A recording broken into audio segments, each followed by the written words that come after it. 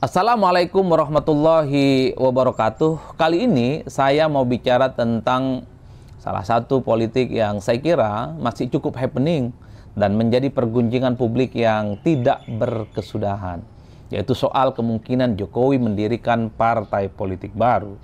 Beberapa waktu yang lalu, salah satu loyalis Jokowi, seorang loyalis yang menurut saya paling Jokowi, yang terkenal dengan statementnya, merah kata Jokowi, merah kata relawan, yaitu Budi Ari yang saat ini adalah seorang menteri di kabinetnya Pak Prabowo Subianto, mengaku bertemu dengan Jokowi yang salah satu pembicaraannya adalah soal kemungkinan bicara partai yang disebut dengan Partai Super TBK.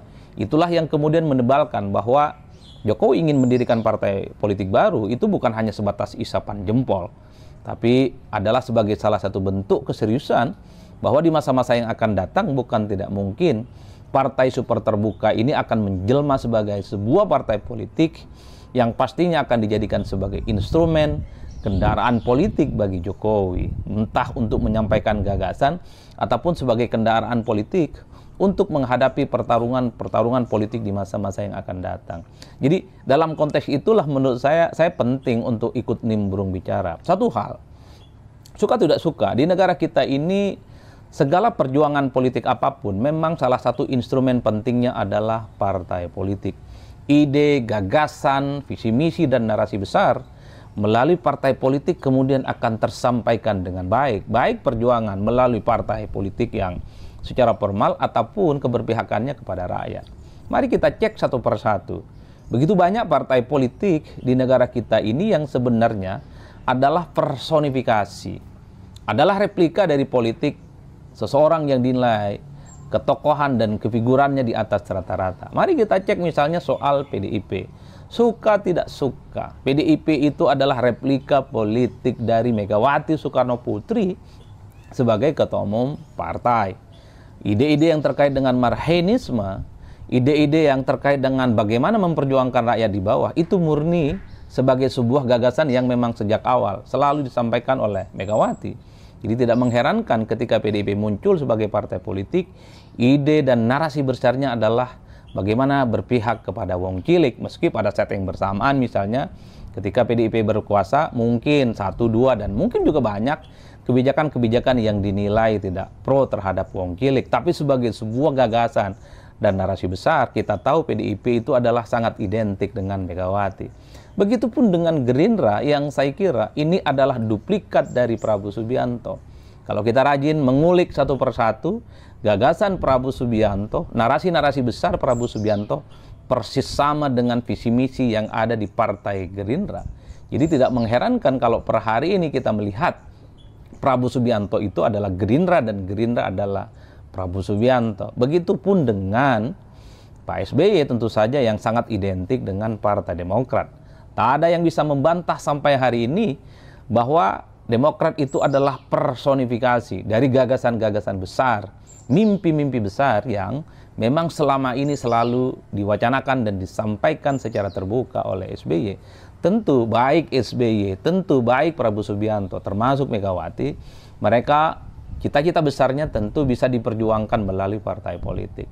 Melalui partai inilah saya kira ada perjuangan ke atas, ada juga perjuangan ke bawah. Perjuangan ke atas tentu dengan menjadikan kader-kader partai itu sebagai pejabat publik, bisa jadi gubernur, bupati, wali kota, anggota dewan, dan bahkan presiden. Sementara perjuangan ke bawah adalah bagaimana partai politik itu mestinya harus hadir di setiap denyut nadi dan keluh kesah yang dihadapi oleh rakyat. Jadi kalau ada rakyat lapar, kesulitan, partai hadir.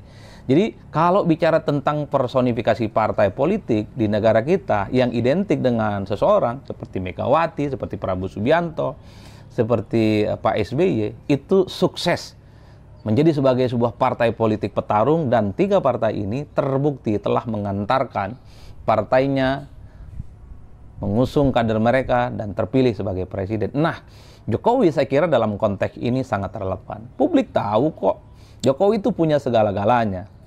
Jokowi sekalipun tak lagi jadi presiden, itu punya magnet politik yang saya kira masih cukup terjaga.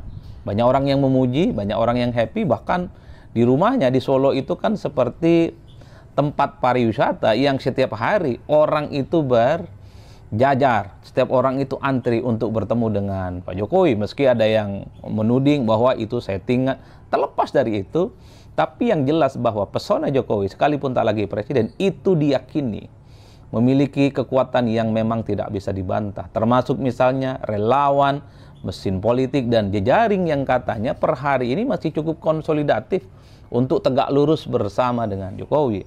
Bahkan beberapa waktu yang lalu kan sering kita dengarkan ada yang disebut dengan istilah Jokowisme. Artinya apa? Jokowi itu bukan hanya mantan presiden.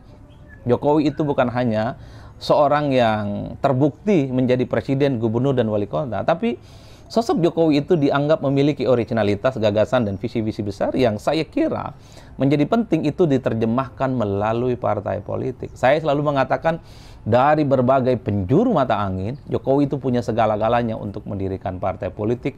Ketokohannya ada, basis masanya ada, relawannya ada, mesin politiknya ada, dan seterusnya, dan seterusnya. Itulah yang saya sebutkan bahwa salah satu untuk menguji bagaimana gagasan, networking, dan jejaring politik Jokowi itu terus kuat hingga hari ini, tentu adalah dengan mendirikan partai politik. Dengan mendirikan partai politik itulah tentu saja bagaimana kekuatan Jokowi itu akan diuji. Apakah nanti partainya Pak Jokowi yang disebut dengan partai super terbuka ini misalnya menang di pileg, bisa usul capres dan cawapres, ataupun misalnya di pilkada mampu mengusung calon gubernur, bupati, dan wali kota. Karena kehebatan seseorang itu secara elektoral mesti diukur sejauh mana dia berpartai dan partainya mampu melahirkan calon-calon pemimpin yang kompetitif di masa-masa yang akan datang. Tentu partai politik baru Jokowi ini bukan hanya partai politik yang misalnya hanya dipersepsikan untuk bertarung di 2029, tapi bicaranya tentang jangka panjang. Tentu sepanjang Jokowi itu memiliki stamina politik yang pastinya akan juga panjang, mengingat Jokowi masih cukup muda. Oleh karena itu, saya termasuk yang sebenarnya cukup menanti bahwa partai politik Jokowi baru itu harus segera di-launching dan diluncurkan sebagai bentuk perjuangan politik. Pak Jokowi itu adalah sebagai sosok yang memang cukup layak untuk disejajarkan dengan ketua umum partai yang lainnya yang ada di Indonesia. Itulah yang saya sebutkan. Jokowi tutup mata saja, saya kira partai politiknya yang disebut dengan partai super TBK ini mungkin akan mendapatkan apresiasi publik. Bagaimana cara mengukurnya? Tentu adalah partai.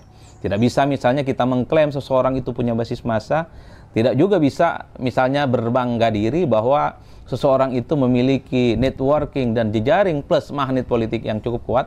Kalau mendirikan partai politik itu tidak bisa dilakukan. Meski itu bukan segala-galanya, tapi kan kiprah, tapi kan gagasan dan narasi-narasi besar seorang tokoh penting di negara kita itu ya memang harus mendirikan partai politik, harus mendirikan partai-partai politik. Kita tahu bahwa sejarah berdirinya partai politik di negara kita itu kan memang tidak bisa dilepaskan dari tokoh-tokoh penting di Indonesia. Amin Rais bikin partai, namanya Partai Amanat Nasional. Kemudian Gus Dur bikin partai, namanya Partai Kebangkitan Bangsa. Begitupun dengan tokoh-tokoh yang lain. Itulah yang saya sebut bahwa uji materi tentang pentingnya Jokowi mendirikan partai, termasuk yang paling banyak ditunggu. Konon Jokowi ini kan memiliki keberpihakan terhadap rakyat bawah. Jokowi kalau melihat style politiknya, suka belusukan, down to earth, kemudian memang selalu mengunjungi dari satu tempat ke tempat yang lain, itu kan adalah satu portofolio politik yang menurut saya memang sangat bagus kalau bikin partai dan kemudian diikuti oleh seluruh kader-kadernya nanti. Nah itu yang saya kira perdebatan, termasuk juga harapan, termasuk juga ada pro dan kontra tentang Jokowi bikin partai politik baru per hari ini paling banyak dinanti. Banyak sekali misalnya perdebatan di media sosial, di X, di IG, termasuk di TikTok. Mereka mostly berharap Jokowi segera deklarasikan partai politik barunya. Atau jangan-jangan yang kedua, bahwa yang disebut dengan partai super TBK ini ya hanya sebatas gosip politik, hanya sebatas wacana politik, hanya sebatas diskursus politik.